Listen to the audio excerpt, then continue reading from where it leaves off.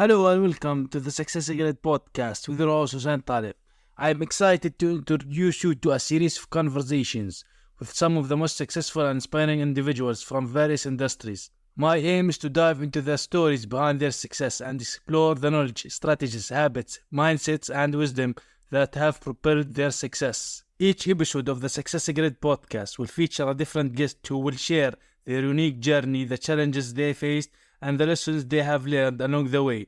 I will also be covering topics from entrepreneurship and innovation to leadership and personal development. Whether you are an inspiring entrepreneur, a seasoned business professional, or just someone looking to improve your life, the Success Secret podcast is for you. My goal is to bring you valuable insights and inspiration that will help you achieve your own success in business and life. So get ready to learn and be inspired. The Success Secret podcast starts now. In this episode of the Success Secret podcast, speaking with Craig, Bennett, and Meredith MacKay to talk about how relationships is the cheat code to leveling up your life and your business. So Craig, Bennett, and Meredith MacKay are life partners, business partners. They left the corporate grind to become entrepreneurs with only a gut feeling and their solid relationship. They believe their relationship is a cheat code for life, and now they help entrepreneurs have that relationship too, so they can crush it in their business. So Craig and Meredith, welcome. Thank you. Thank you. We're super excited to be here. So first of all, because this is the Success Secret podcast, and when we talk about relationship is a cheat code for leveling up life and business, unlocking superpower for business success, which is a new aspect of things, I would say, because not many of us look at this type of thing in life or business in general. Simply, sometimes it gets ignored, I guess. So, but this is the Success Secret podcast. What is your definition of success, and how do you see other people between you two and other people you work with have certain misconceptions around what success is? Want to go? Sure. I think I'll speak for both of us. You jump in if you got Absolutely. a different opinion. Absolutely. For us, success is doing what we want, when we want, with the people we want. And so for us, we break that down to getting to do cool things with cool people, whatever we want to do it. And what makes it special, what makes that easier is when you've got a life partner beside you that has the same goals, that supports you in your goals, and you get to row in the same direction on the same team towards the same destination. Couldn't have said it better myself. But a lot of people would say that this is hard to find the other half, whether it's as a business partner or a life partner, or let's say both. So, like, it's very, I don't know a percentage, but it's kind of like sometimes I hear a lot of people talk, I don't want my other half or my wife or my husband or vice versa to be in my business. So, how do you see that coming so far? So I would say that that's fair. Like we're not proponents of that. Everyone should be in business together. It works for us.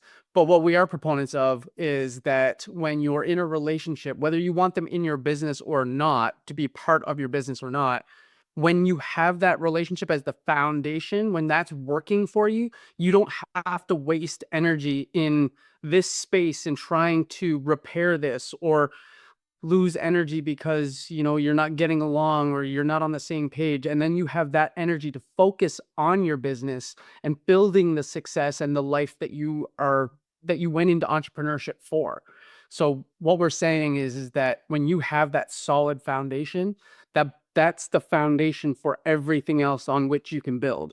That's when you can really start to get that extra source of energy to put into your business, because you're not wasting that energy trying to, half of your mind is thinking about your family life and how things aren't going well and that sort of thing. So you can take that energy that's lost and put it towards building your business. And when you're both on the same page, even though maybe they're not both in the business, when you both at least are aligned on the goals for the business and the vision for the business, and you understand what's going on in the business, then there isn't a wall that's being built between you. So at least if there's a communication of what's going on so that both people are aware, even though one may not be hands-on involved in the business day to day, at least they're impacted, right? They're impacted from this is an us, we built this life together, so it impacts me. So that communication of at least letting the other person know what's going on will supercharge your results and give you that extra energy. Because to your point, the goals for the business, the goal for the future of the business is one aspect of your shared future together. So the business is one piece of that. So you have a full vision of what your future is together when you have shared goals. And yeah, your spouse may not be actively involved in the business, but to your point, having an awareness of what's going on, because the business is a big part of life, right? As the entrepreneur, the business, it's a big part of what you focus on your energy. And if you cut your spouse out of that part of your life completely, then you've put a brick or two or three or 10 or 20 in the wall between you, because now all of a sudden you're not sharing something. And so you're starting to build that space between you and that disconnect. And that's what we hear from so many entrepreneurs is we're so disconnected. Like we're not on the same page. And that starts with every single time you don't share something, because for lots of reasons. I know I don't want to share I want to take on the burden. I don't want to put stress on them. I'm doing it for them. There's all kinds of really good reasons why you wouldn't share, especially the tough stuff in the business. But every time you do that, it's a little more space between you that builds that disconnection. So going back a little bit back, so you, when you had your corporate jobs, you decided together to quit at the same time, and why did you decide to do that? Wasn't satisfactory your job? Yeah, so it was during the pandemic. So it was back during the COVID pandemic, and life was in flux. All these companies were deciding what they wanted to do. They were cutting costs, moving people around, and all sorts of things. And that was the same for us. Our company, We worked for the same company. we worked for the same company. That's how we met. And the company said that we are going to relocate you. If you want to keep your job, you can, but we're going to move you across the country. And we had just moved to a place where we wanted to be. We were closer to family.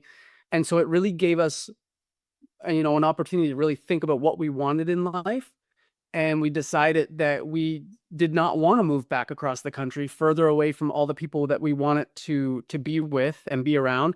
And so we really did some soul searching and talked about what do we want to do. And we realized that there's more on our heart to give. We want to do the cool things with cool people and have control of our own time and that time freedom that so many entrepreneurs are driven towards.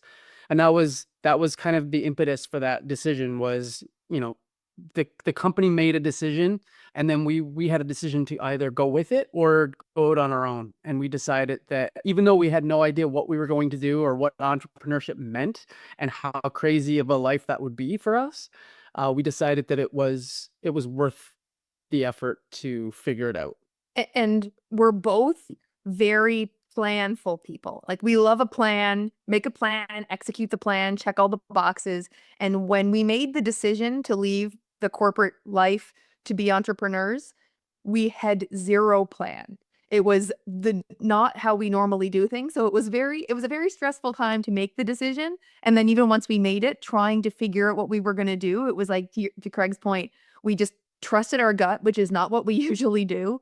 Trust our gut and trust that the plan will take shape eventually.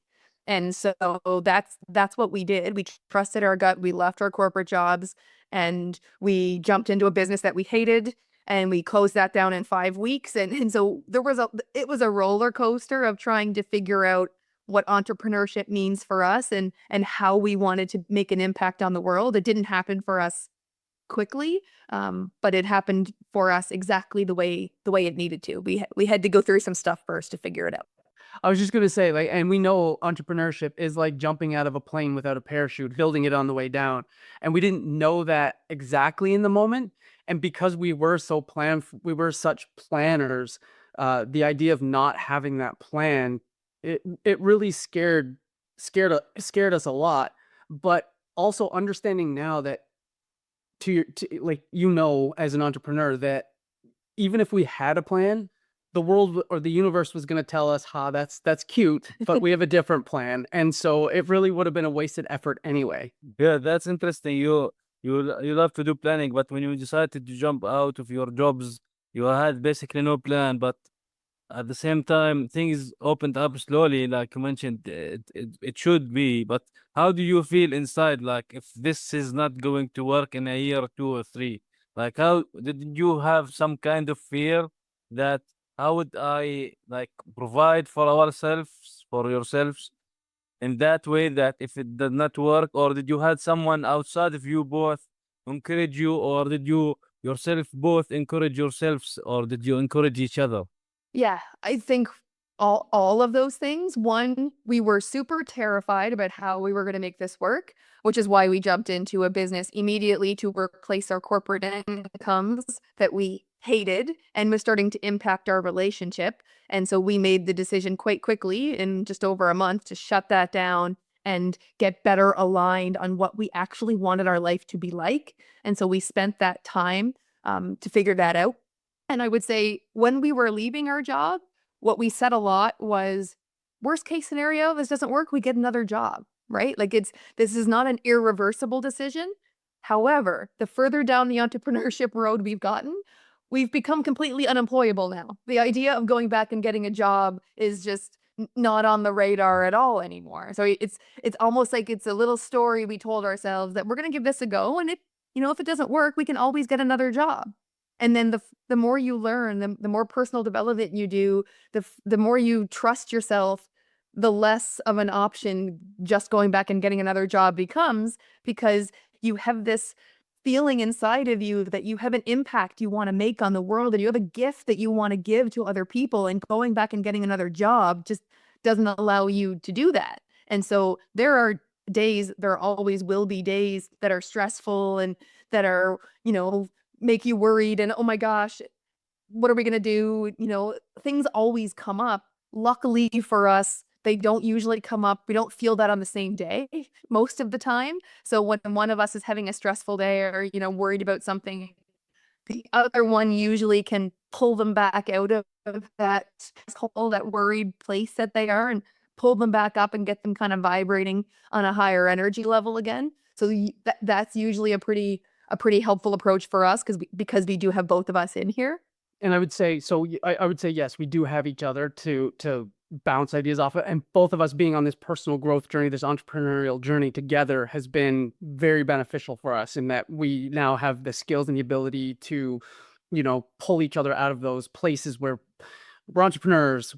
Sometimes we go to dark places when fear or something comes up. You can't help. We're humans, but we have that person that's there to hold us accountable and to pull us out. And we've also invested in mentorship and business coaches and those sorts of things. Like we knew enough to know that we needed help. Like we weren't experts in this. We needed some support to help us down the path. So we've leveraged resources and coaches and each other and communities. Yeah. Mm-hmm. And to your point, yeah, there was a lot of fear, and there still is. There is like it's entrepreneurship, and I think that if you're thinking big enough, then you're always going to have those fears and those moments where you're questioning, am I really doing this? Like, what am I doing right now? And if I think if you don't have goals big enough, then you're not doing it right. Then you're not going to have those. Your goals should scare you.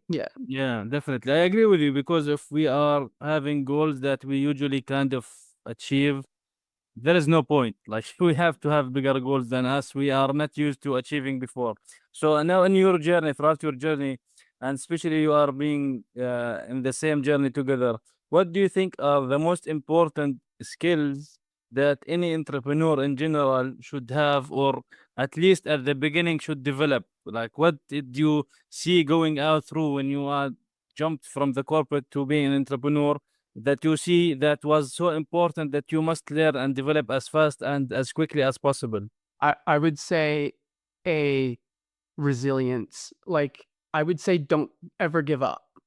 There's a difference between quitting and giving up. Quitting is like you realize you don't want the outcome and you stop doing something because you don't want that outcome. But not giving up is you want something and maybe this didn't work, but something else will, and finding that within yourself to keep going and never give up. You can quit things that don't serve you, like that aren't going to get you to your goal, that you don't want anymore, but never give up. I would say knowing the difference between quitting and giving up, and to have that resilience of never give up. Go for your dreams. Yeah. So I was going to say commitment, but I think you covered that. And so I think the other one is faith. having enough belief in yourself, in what you're trying to accomplish, in your goals, in why, in your ability to get there eventually. You're not going to know the whole path when you start.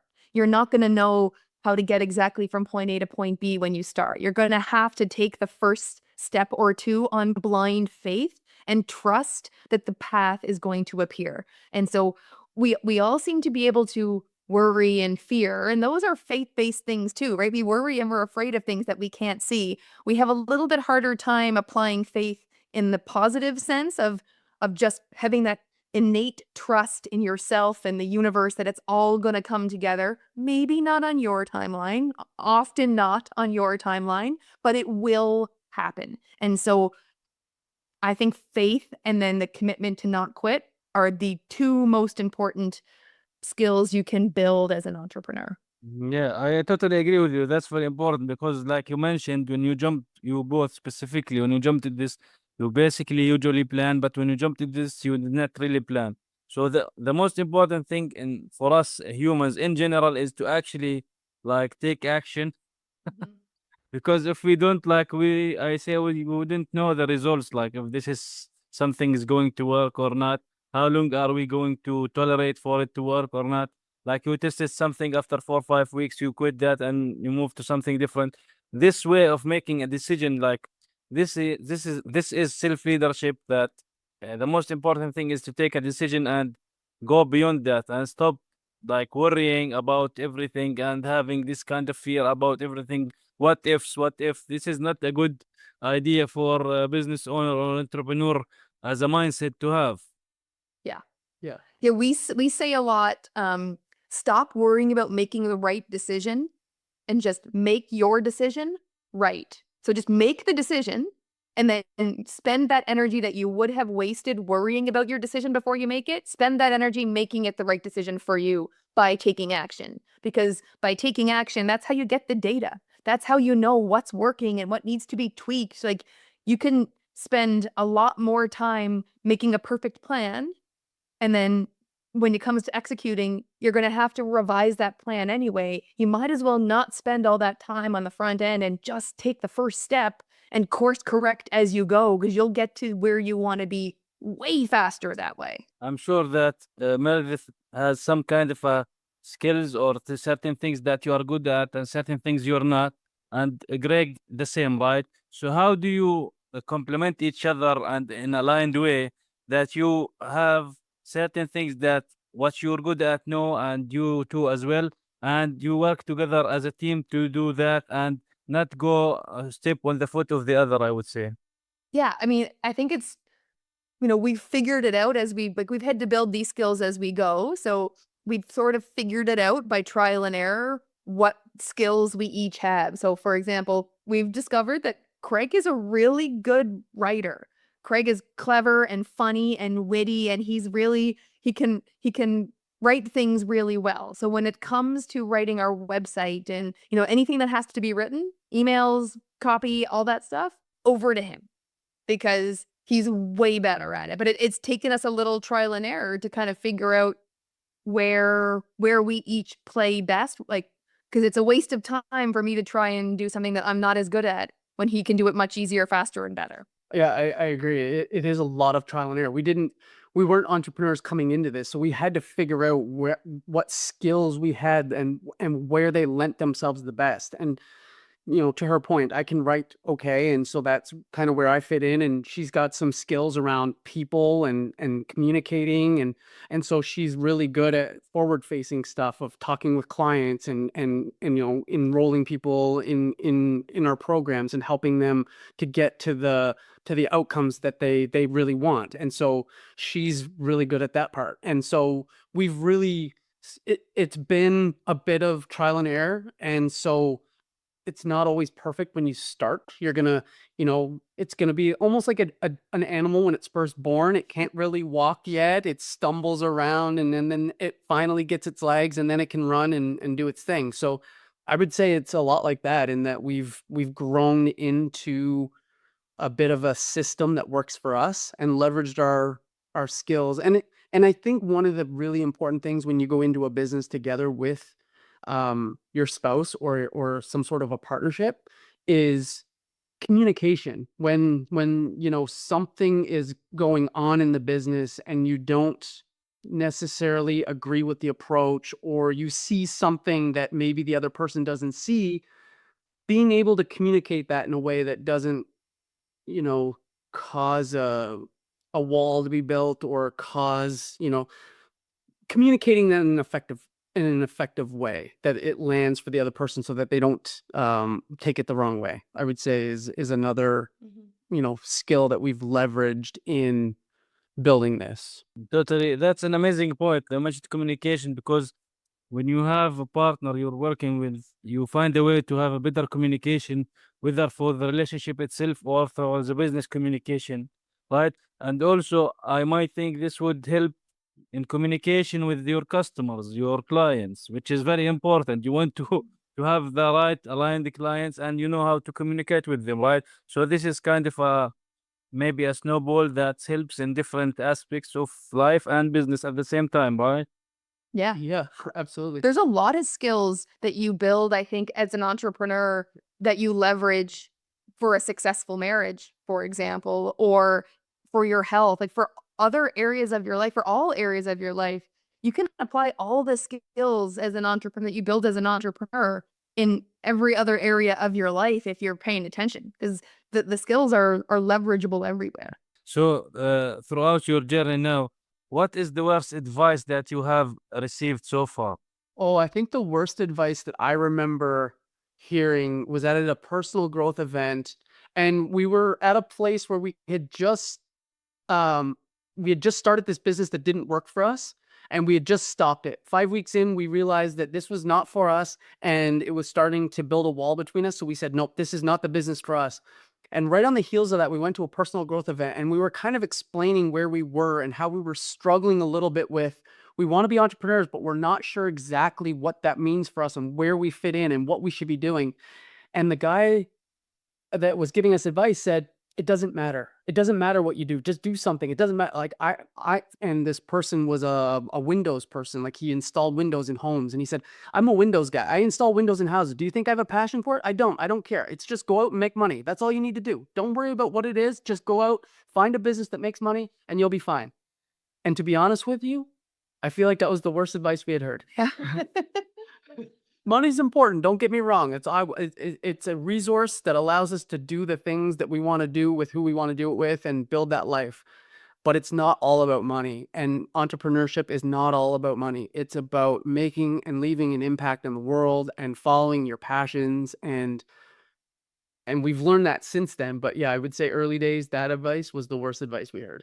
And to be honest, when we heard it, we were both like, It didn't sit well with us. It felt wrong, actually, when we heard it. It didn't land for us, but I do still remember that particular day Yeah. quite well. yeah. Yeah, we sometimes don't agree a lot of things. Like it could be a passion to solve problems. So this is the issue that can be like you have to have some kind of passion to solve problems. Sometimes we do say things that we don't even like, but in order to get some money back.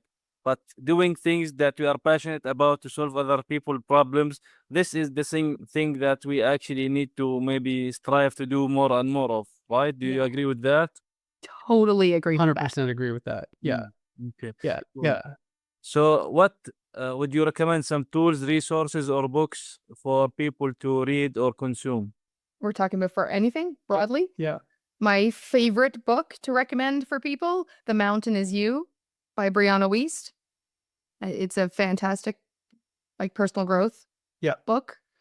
Yeah, I think that's a great book for personal growth and looking within. A good business book, I would say, is Profit First. Mhm. Profit First would be a good one.